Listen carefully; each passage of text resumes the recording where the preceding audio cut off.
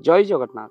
अन्य को 5 मिनिट रे मध्य आपण बस करें अर्थात आपण कथार अन्य जन चलने जदि चाहते किसी टिप्स आपन को प्रदान करूँ ये भिडियो अर्थात आपण प्रथमे बशीकरण त्राटक जोगर अभ्यास करूँ। त्राटक जोग कौन आपन गोटे जगार अर्थात अंधार घरे दीपटे लगे दिखाँ आउ से दीप शिखा को आपण मिनिमम 15 मिनिट रु अधिक आपण अनातु आउ ता सहित 3 फुट दूर रे आपण बसी रुहतु अंटा को सीधा करी रखंतु आखिर पलक बिल्कुल पकांतु ना।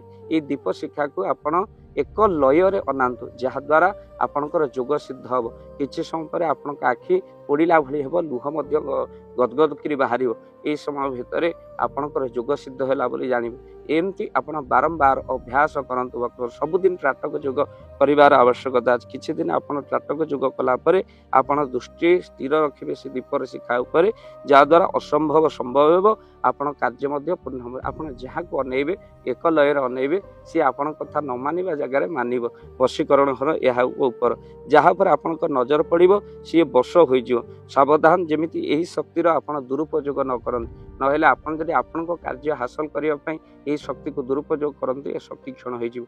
आस्ते आस्ते ए शक्ति मध्य आपणकर सदुपयोग लगान गोटे मिरर रे देखा जाउथिबा निज भ्रुलता को मिरर रे मध्य आपण जोग करि परिबे।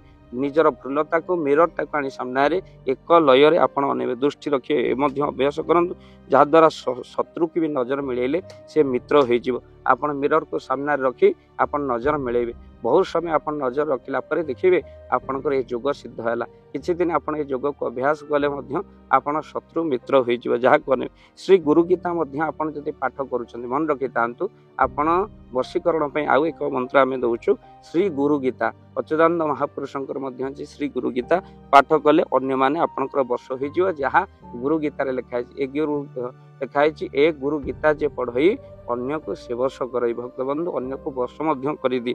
सबटु बड़ शक्ति होची ब्रह्मचर्यर शक्ति यदि आपण ब्रह्मचर्य धारण करंती भक्त बंधु ता द्वारा मध्य आपण अन्य को वर्ष कर दियन।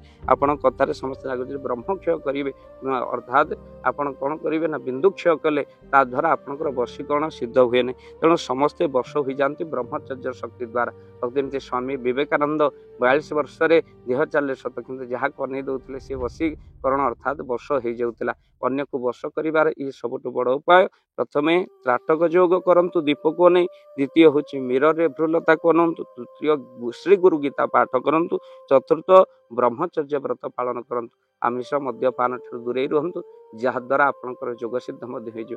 ए वीडियो को निहाती भाव रे बहुमात्रा शेयर करिवे आ परीक्षा करी मध्य आपन देखिबे निश्चिंत भाव रे आपन वशीकरण अर्थात अन्य को 5 मिनिट बस करबा पई एही 8 बड़ उपाय किछि आ नै एहा सिद्ध होई गला पर निश्चिंत भाव रे आपन जहा को अनेबे ताहा से माने वशीकरण बा वशीभूत होई जिवे। वीडियो को शेयर निहाती भाव रे करिवे आ चैनल जदि नुआ चैनल को सब्सक्राइब कर दियंतु। जय जगन्नाथ जय पंचशखा।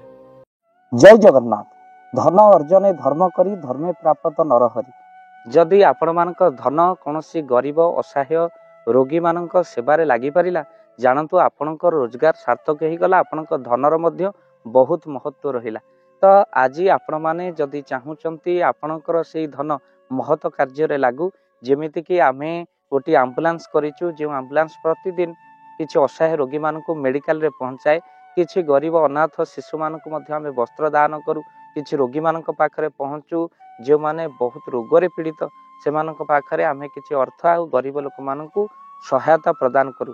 ये किछि दिन पूर्व आपण माने सहयोग कले आमे मध्य किछि कंबल असहाय मानक पाखरे जाई पहुंची बांटी थिलु। आपण को कृतज्ञता ज्ञापन करबा सहित जदि आपण चाहूचंती आपण को धन आम द्वारा कोनोसी महत कार्य लागू तो स्क्रीन रे चलीथिबा नंबर रे निश्चिंत आपण कॉल करंतु।